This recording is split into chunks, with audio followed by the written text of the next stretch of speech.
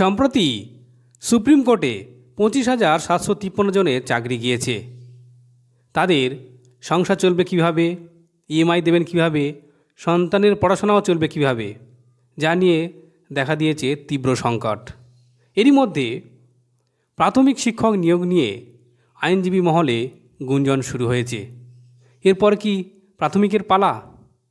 মূলত প্রাথমিকে কি অভিযোগ রয়েছে, 32,000 এবং 16,500 এই নিয়োগে কি অসঙ্গতি রয়েছে এবং কি অভিযোগ, তা নিয়ে TV9 বাংলা একটি প্রতিবেদন প্রকাশ করেছে।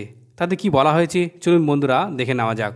TV9 বাংলার এই প্রতিবেদনে যা বলা হয়েছে তা হলো 32,000 প্রাথমিক শিক্ষক নিয়োগের চাকরি বাতিলের নির্দেশ দিয়েছিলেন প্রাক্তন বিচারপতি অভিজিৎ গঙ্গোপাধ্যায়। সেই মামলা এখনও ঝুলে রয়েছে। এখন প্রশ্ন হচ্ছে 2023 সালে 32,000 প্রাথমিক শিক্ষকের চাকরি বাতিল করার নির্দেশ দিয়েছিলেন কলকাতা হাইকোর্টের তৎকালীন বিচারপতি অভিজিৎ গঙ্গোপাধ্যায়।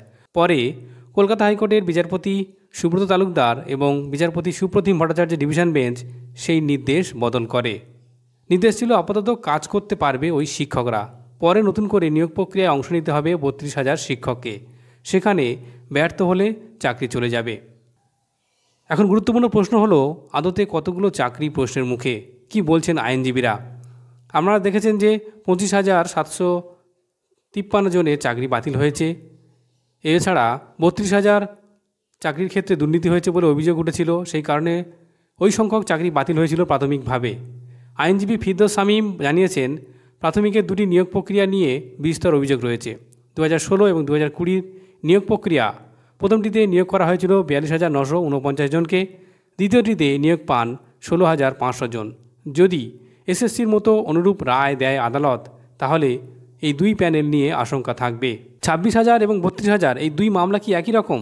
স্কুল সার্ভিস কমিশনের মামলা মূলত যে অভিযোগগুলি ছিল, র্যাঙ্ক জাম, সাদা খাতা জমা দিয়ে চাকরি, সবথেকে বড় কথা এসএসসির কাছে কোনো ওএমআর সিট বা তার মিরর ইমেজ ছিল না, ফলে যোগ্য অযোগ্য বিচার করতে পারেনি আদালত। সেই কারণেই গোটা প্যানেল বাতিল করে দেওয়া হয়। প্রাথমিকের মামলায় কোনো প্যানেলই প্রকাশ পায়নি, ফলে র্যাঙ্ক জ্যাম হয়েছে কিনা বোঝার উপায় নেই। এক্ষেত্রে পর্ষদের সঙ্গে এসএসসির কোনো তফাৎ নেই। স্কুল সার্ভিস কমিশনের মতো প্রাথমিক শিক্ষা পর্ষদের কাছেও নেই কোনো ওএমআর সিট।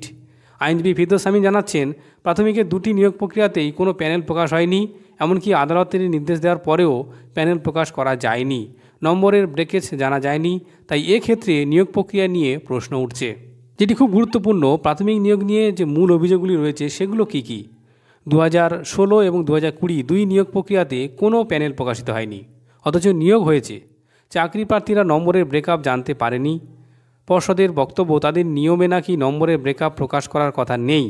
প্রশ্ন উঠছে পর্ষদ কি তবে নিজের সুবিধামতো আইন বানিয়ে নিয়েছে?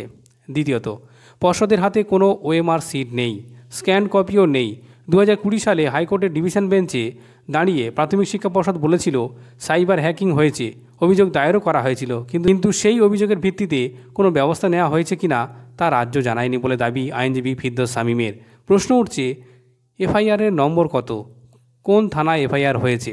তৃতীয়ত, 2016 সালে নিয়োগ প্রক্রিয়ায় বৈধ শেষ হয় 2018 সালে, 2022 সালে লিস্ট প্রকাশ করা হয় ব্রেকেজ সহ, কিন্তু পরের দিনই নোটিশ দিয়ে বলা হয় ওই লিস্টের এরর ফ্রি নয়, অর্থাৎ ওটি ত্রুটিযুক্ত। 3 বছর কেটে যাওয়ার পরেও ত্রুটিমুক্ত লিস্ট প্রকাশ হয়নি। 4 নম্বর অভিযোগ হচ্ছে কোনো ইন্টারভিউ না নিয়েই চাকরি দেওয়া হয়েছে, এসএমএসে চাকরি হয়েছে, টাকা দিয়ে চাকরি হয়েছে, কাট অফ মার্কসের থেকে অনেক কম নম্বর পেয়ে অনেকে চাকরি পেয়েছে। প্যানেল পাবলিশ করা হয়নি, ফলে কে কত নম্বর পেয়েছে বোঝার উপায় নেই। এই দুই নিয়োগ প্রক্রিয়া যারা অংশ নিয়েছিলেন তাদের মধ্যে অনেকেই 2014 সালে টেট পাস করেছিলেন, অর্থাৎ প্রায় 11 বছর কেটে গিয়েছে। যারা বেনিয়মের অভিযোগ তুলেছেন তারা দীর্ঘদিন ধরে আন্দোলনে সামিল হয়েছেন, বছরের পর বছর চলছে এই আন্দোলন। এখন প্রশ্ন হচ্ছে সম্প্রতি যে 25,753 জনের চাকরি গিয়েছে, তাতে শিক্ষা ব্যবস্থায় একটা ব্যাপক ধস নেমেছে। এরপর যদি এই প্রাথমিক শিক্ষক নিয়োগের উপরে কোনো খাড়া নেমে আসে, তাহলে শিক্ষা ব্যবস্থা কলাপস করা যেতে পারে। কিন্তু এদের বাঁচাতে প্রাথমিক শিক্ষা পর্ষদ কী পদক্ষেপ করেন সেদিকে তাকিয়ে থাকবে সমস্ত শিক্ষক সমাজ।